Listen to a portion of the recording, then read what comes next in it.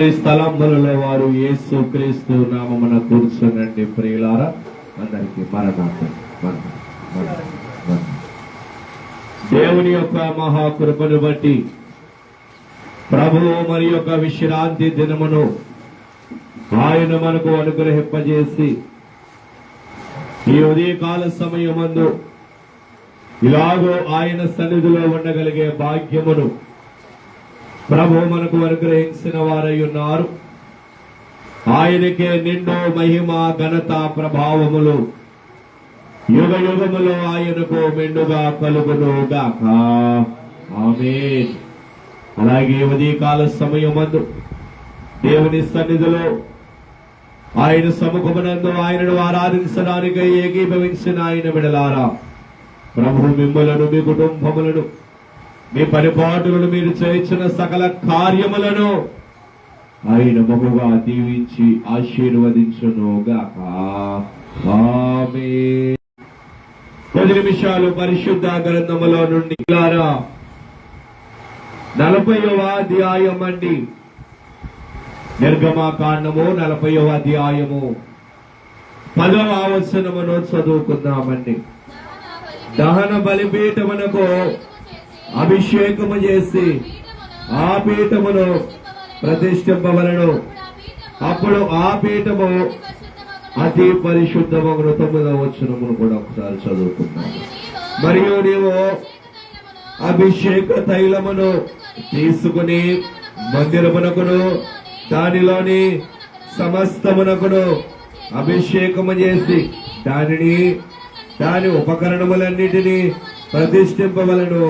అప్పుడు అది పరిశుద్ధమగును. చాలండి. ప్రభు తన పరిశుద్ధమైనటువంటి లేఖన భాగమును ఆయన మహిమార్థమై మన వినికిడిలో ఫలింపజేసి వాక్య సంబంధమైన ఆశీర్వాదములన్నీ దేవుని విశ్వాసులారా, ఇశ్రాయేలీయుల యొక్క అరణ్య ప్రయాణము ఒక చారిత్రాత్మకమైనటువంటి ప్రయాణము. 430 సంవత్సరములు ఐగుప్తు దేశములో బానిసలుగా ఉన్నటువంటి ఇశ్రాయేలు ప్రజలను యేసుక్రీస్తు ప్రభువుల వారు ఆయన యొక్క మహాబలమును బట్టి వారిని ఆ దేశములో నుండి ఆయన వెలుపలకు తీసుకుని వచ్చిన వారుగా ఉన్నారు.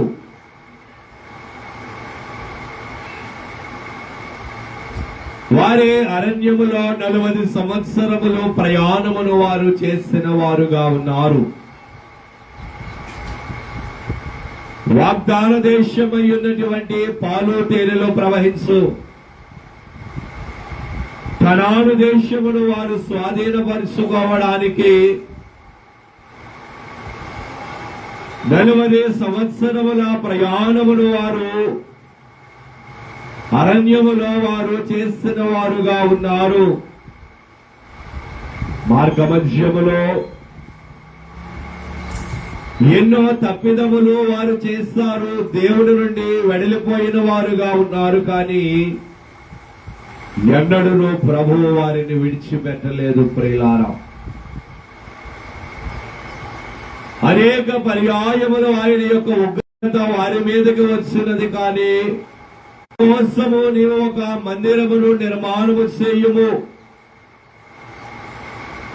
ఒక ప్రత్యక్షపు గుడారమును నీవు నిర్మాణము చేయుము.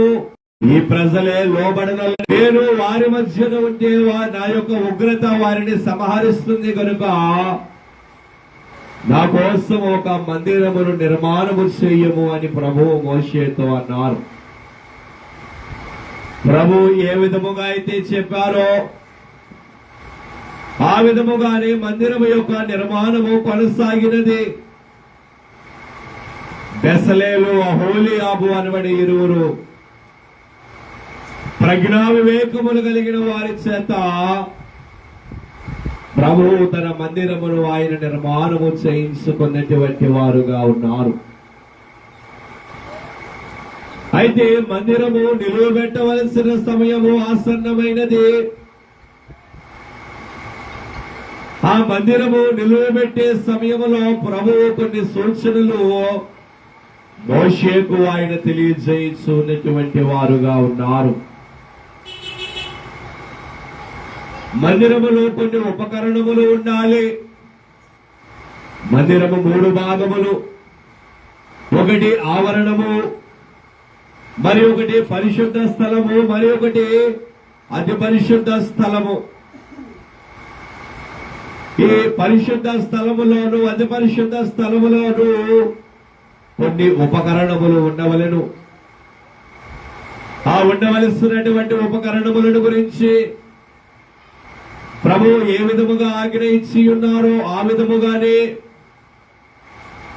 మోషే, బెసలేలు, అహోలియా ఆయన వాటిని చదువుకున్న వచనములో ప్రభు అంటున్నారు మోషేతో, నీవు అభిషేక తైలమును తీసుకుని మందిరమునకును దానిలోని సమస్తమునకును అభిషేకము చేయము అని ఆయన అంటున్నాడు. మందిరములో, దేవుని మందిరములో ఉండవలసినటువంటి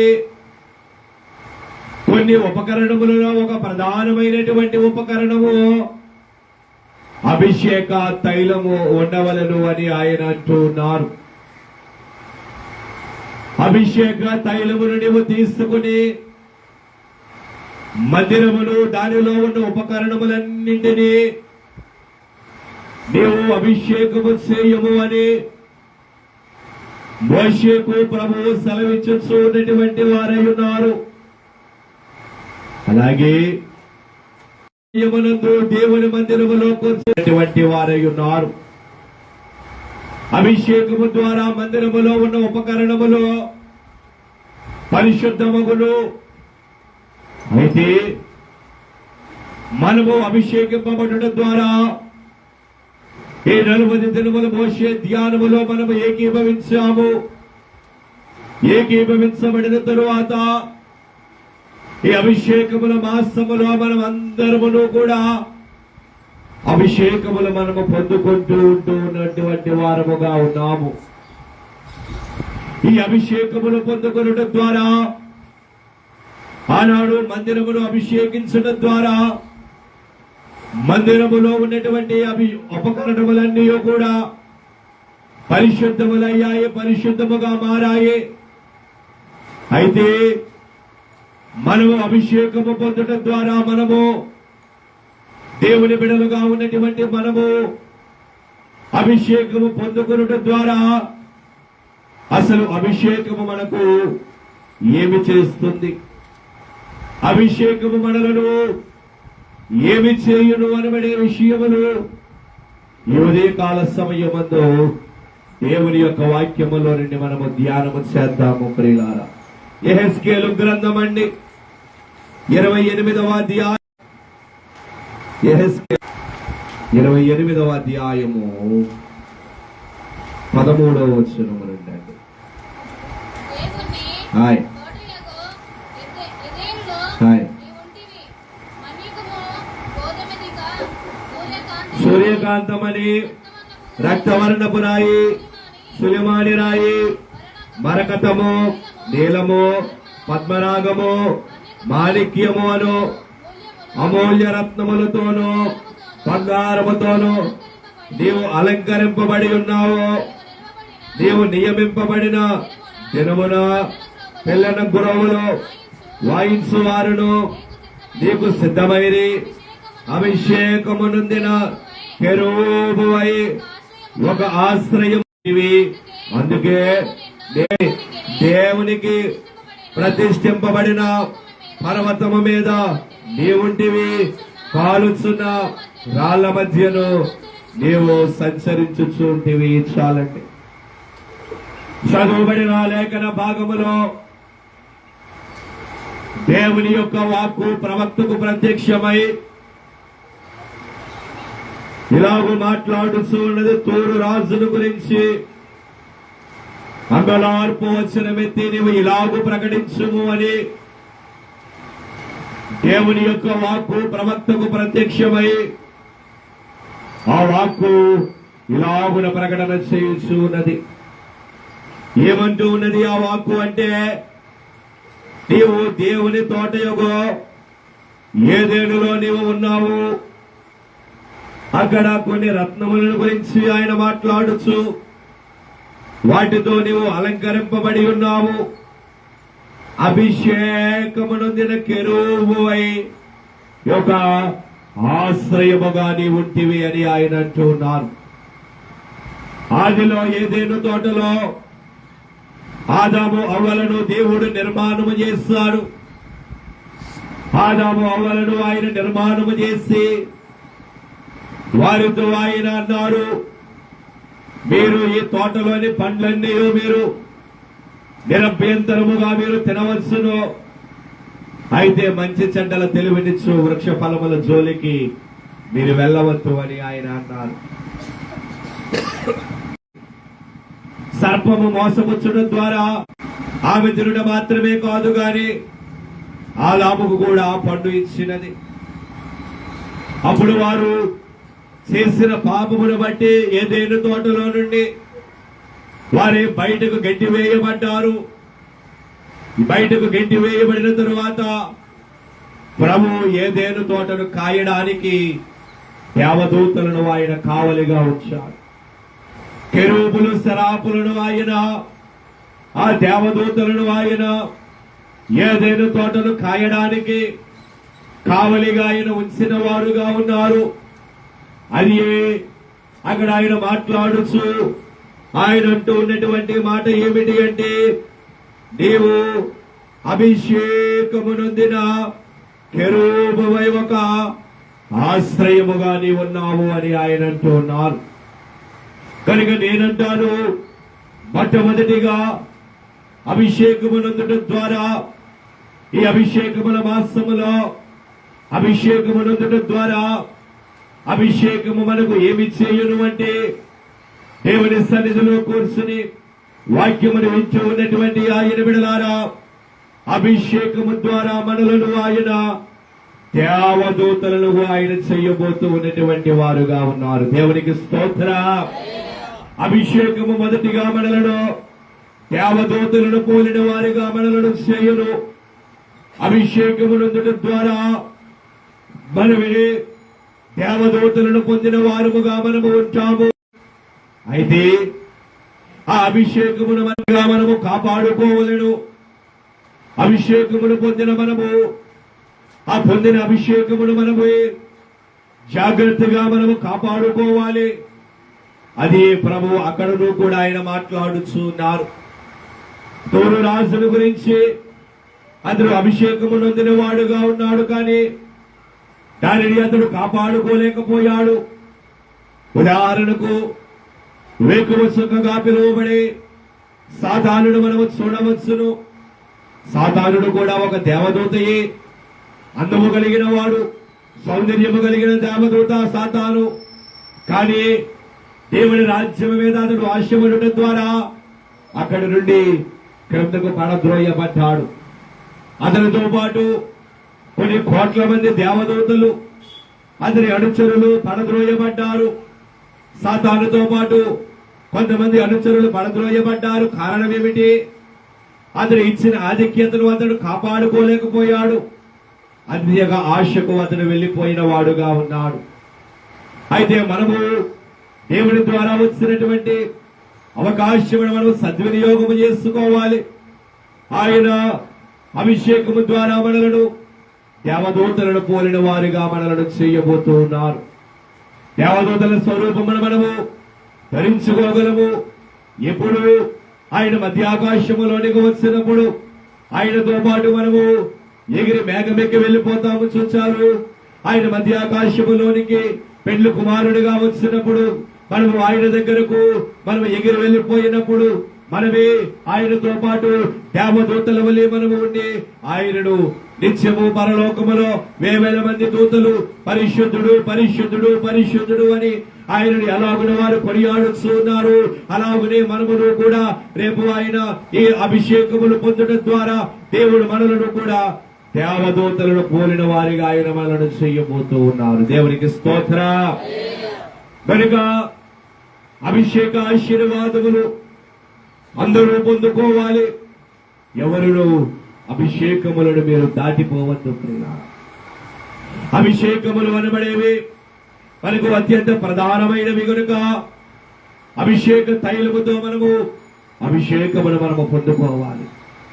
ఇక రెండవ ఆశీర్వాదము నిర్గమాకాండం అండి, 29వ అధ్యాయము ప్రియులారా. నిర్గమాకాండము 29వ అధ్యాయము 7వ వచనము నుండి అండి. అభిషేక తైలమును తీసుకొని అతని తల మీద పోసి అతనిని అభిషేకింపవలెను. మరియు నీవు అతని కుమారులను సమీపింపజేసి వారికి చొక్కాయలను తొలగింపవలెను. అహరోనుకును అతని కుమారులకును తట్టిని కట్టి వారికి కొల్లాయిలను వేయింపవలెను. నిత్యమైన కట్టడను బట్టి యాజకత్వము వారి దగును. చాలండి. చదువుబడిన లేఖన భాగములో ప్రభు మోషేతో మాట్లాడుచు ఆయన కొన్ని విషయములు ఆయన మోషేకు ఆయన తెలియజేయుచున్నటువంటి వారుగా ఉన్నారు. అహరోను విషయములోను అతని కుమారుల విషయములోను ప్రభు మోషేతో మాట్లాడుచు ఆయనంటూ ఉన్నటువంటి మాట ఏమిటి అంటే, నీవు అభిషేక తైలమును తీసుకుని అతని తల మీద పోసి అతనిని అభిషేకించవలెను. ఎవరిని? అహరోనును అతని కుమారులను నీవు అభిషేకించవలెను అని ప్రభువు మోషేకు తెలియజేయుచున్నటువంటి వారుగా ఉన్నారు. అభిషేక తైలముతో నీవు అహరోనును అతని కుమారులను నీవు అభిషేకించవలెను అని ఆయన అంటూ ఆ అభిషేకము ద్వారా వచ్చే ఆశీర్వాదమును ఆయన చెబుతూ నిత్యమైన కట్టడను బట్టి యాజకత్వము వారిదగును అని ఆయన అంటున్నాడు. అహరోను లేవి గోత్రములో నుండి వచ్చిన వాడు. అహరోనును దేవుడు యాజకత్వము చేయడానికి ఆయన ఎన్నుకున్నాడు. అహరోనును అతని కుమారులైనటువంటి ఎలియాజరు, ఈతామారును, నాదాబును దేవుడు యాజకత్వము చేయడానికి ఆయన ఎన్నుకున్నటువంటి వారుగా ఉన్నారు. కనుక మోషే అంటూ ఉన్నారు, ప్రభు నీవు అభిషేక తైలమును తీసుకుని అహరోను తల మీద పోసి అతనిని అభిషేకించవలెను అని ఆయన అంటున్నారు. కనుక నేనంటాను, రెండవదిగా దేవుని సన్నిధిలో కూర్చుని వాక్యమును వింటూ ఉన్నటువంటి ఆయన విడలారా, అభిషేకము ద్వారా దేవుడిచ్చే రెండవ ఆశీర్వాదము లేదా అభిషేకము మనకు ఏమి చేయును అంటే, రెండవదిగా అభిషేకము మనలను యాజకులుగా చేయును. ప్రియమైనటువంటి వారలారా, దేవునికి స్తోత్ర. మొట్టమొదటిగా అభిషేకము మనకు దేవదూతలుగా చేయును.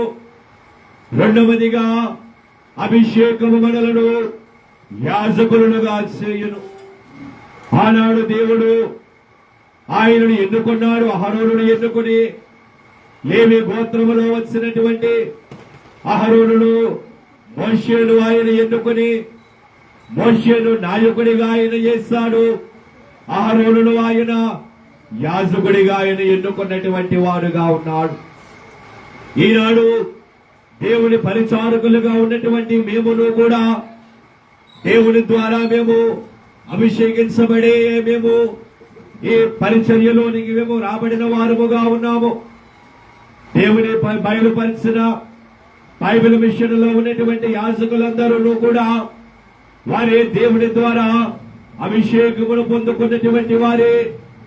అధికారుల ద్వారా మొదట సేవకునిగా అభిషేకము పొందుకుని తరువాత పాస్టర్ గాను ఆ తరువాత రెవరెండ్ గాను యాజకులుగా వారు అభిషేకము పొందుకుని దేవుని పరిచర్యలో కొనసాగుతూ ఉన్నటువంటి వారుగా ఉన్నారు. ఈనాడు అనేక మంది దేవుని పిలుపు లేకుండా చాలా మంది సంఘములను వారు స్థాపించుతూ ఉన్నారు. అది దేవుడే చూసుకుంటారు. కానీ దేవుని ద్వారా బయలుపరచబడినటువంటి బైబిల్ విషయంలో ఉన్నటువంటి యాజకులందరూ కూడా వారు అభిషేకము పొందుకున్నటువంటి వారే. కనుక అభిషేకము రెండవదిగా మనలను ఎలా చేయును అంటే యాజకులుగా చేయును. కీర్తనల గ్రంథం అండి 132వ కీర్తన ప్రియులారా, 132వ కీర్తన అండి 9వ వచనము ప్రియులారా. నీ యాజకులు నీతిని వస్త్రము వలె ధరించుకుందురుగాక. చాలండి. చదువుబడిన లేఖన భాగములో దావీదు గారు మహాభక్తుడు, ఆయన అంటూ ఉన్నటువంటి మాట ఏమిటి అంటే, నీ యాజకులు నీతిని వస్త్రము వలె ధరించుకుందురుగాక. యాజకులైనటువంటి వారు ఎప్పుడూ కూడా నీతిగానే వారు ఉంటారు. నీతిని వారు వస్త్రముగా వారు ధరించుకుందురుగాక అని భక్తుడు దావీదు గారు అంటూ ఉన్నటువంటి వారై ఉన్నారు. కనుక ఆయన సన్నిధిలో కూర్చుని వాక్యమును వింటూ ఉన్నటువంటి ఆయన బిడ్డలారా, రెండవదిగా అభిషేకము మనకు ఏమి చేయును అంటే, అభిషేకము మనలను యాజకులుగా చేయును ప్రియులారా. మూడవదిగా చూసినట్లయితే సమూయేలు మొదటి గ్రంథం అండి, సమూయేలు మొదటి గ్రంథము ప్రియులారా 10వ అధ్యాయం అండి. సమూయేలు మొదటి గ్రంథము 10వ అధ్యాయము 1వ వచనం అండి. అప్పుడు సమూయేలు తైలపు బుడ్డి పట్టుకుని సౌలు తల మీద తైలము పోసి అతనిని ముద్దు పెట్టుకుని, యెహోవా నిన్ను అభిషేకించి తన స్వాస్యము మీద అధిపతిగా నియమించి ఉన్నాడు అని చెప్పాను. చాలండి. చదువుబడిన లేఖన భాగములో ఇశ్రాయేలు ప్రజలైనటువంటి వారే అప్పటి వరకు న్యాయాధిపతులు ఇశ్రాయేలు ప్రజలకు వారు న్యాయము తీర్చొచ్చు వారు వచ్చిన వారుగా ఉన్నారు. కానీ ఇశ్రాయేలు ప్రజలు అన్నారు, మాకు ఒక రాజు కావాలి, మమ్మల్ని పరిపాలించడానికి, మాకు న్యాయము తీర్చడానికి మాకు ఒక రాజు కావాలను అని వారు కోరుకున్నారు. అప్పుడు ప్రభువు అన్నారు సమూయేలుతో, ఈ ప్రజలైనటువంటి వారే రాజులకు రాజును ప్రభువులకు ప్రభువునైన నన్ను కాదనుకుని వారిని పరిపాలించడానికి ఒక రాజును వారు కోరుకున్నారు కదా. అదిగో సౌలు అన్నాడు, నీవు వెళ్ళి సౌలును అభిషేకించు అన్నాడు. సమూయేలు తైలపు గుడిని తీసుకుని అందులో తైలమును నింపుకుని ఆయన సౌలు దగ్గరికి వెళ్ళినటువంటి వాడుగా ఉన్నాడు. సౌలు దగ్గరకు వెళ్లి సౌలు తల మీద తైలమును పోసి సౌలును అభిషేకించి సమూయేలు సౌలుతో అంటూ ఉన్నాడు, యెహోవా నిన్ను తన స్వాస్థ్యము మీద అధిపతిగా నియమించి ఉన్నాడు అని ఆయన అంటున్నాడు.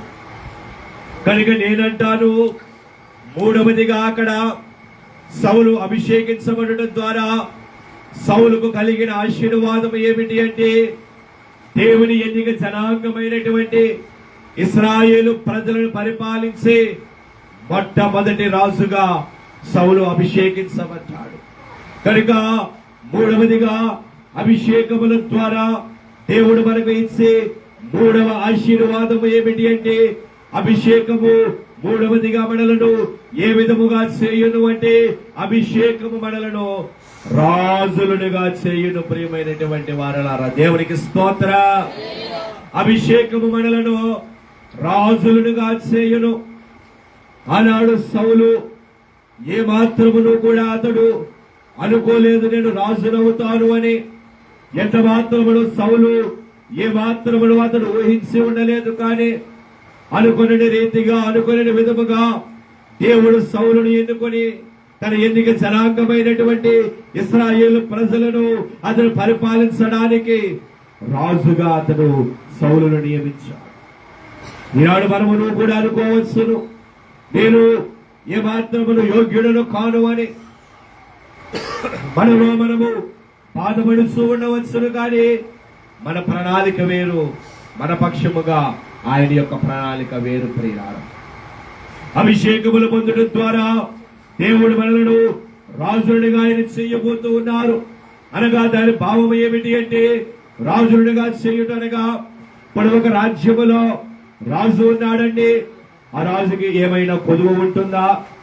ఆ రాజ్యములో ఉన్నటువంటి రాజుకు ఏదియును కొదువు ఉండదు, ఏదియును కొరత ఉండదు. అలాగూ దేవుడు మనలను ఈ అభిషేకము పొందడం ద్వారా తైలముతో అభిషేకము పొందుకునడం ద్వారా దేవుడు మనలను కొదువ లేని వారిగా, కొరత లేని వారిగా దేవుడు మనలను చెయ్యబోతూ ఉన్నటువంటి వారై ఉన్నారు. దేవునికి స్తోత్రం. మన కొదువుల కొరతలను దేవుడు తీసివేయబోతూ ఉన్నారు. మన బాధలను, మన భారములను ఆయన తీసివేయబోతూ ఉన్నారు. కనుక అభిషేకమును పొందుకొనండి. అభిషేకము పొందుకునడం ద్వారా దేవుడు మనలను ఆయన రాజులుగా ఆయన చేయబోతూ ఉన్నారు. ఇక 4వదిగా రాజుల మొదటి గ్రంథం అండి, 19వ అధ్యాయము. ప్రియులారా, 16వ వచనం. ఇశ్రాయేలీయులు వారి మీద నింషీ కుమారుడైన యెహూకు పట్టాభిషేకము చేయుము. నీకు మారుగా ప్రవక్త అయ్యుండుటకు అబెల్మే హోలా వాడైన షాపాతు కుమారుడైన ఎలీషాకు అభిషేకము చేయుము. చాలండి. చదువుబడిన లేఖన భాగములో యేసు క్రీస్తు ప్రభువుల వారు ఒక ప్రవక్త అయినటువంటి ఏలియా ఒకడు ఉన్నారు. రోషము కలిగినటువంటి ప్రవక్త ఏలియా దేవుని కోసము బహు బలముగా వాడబడిన వాడు ఏలియా.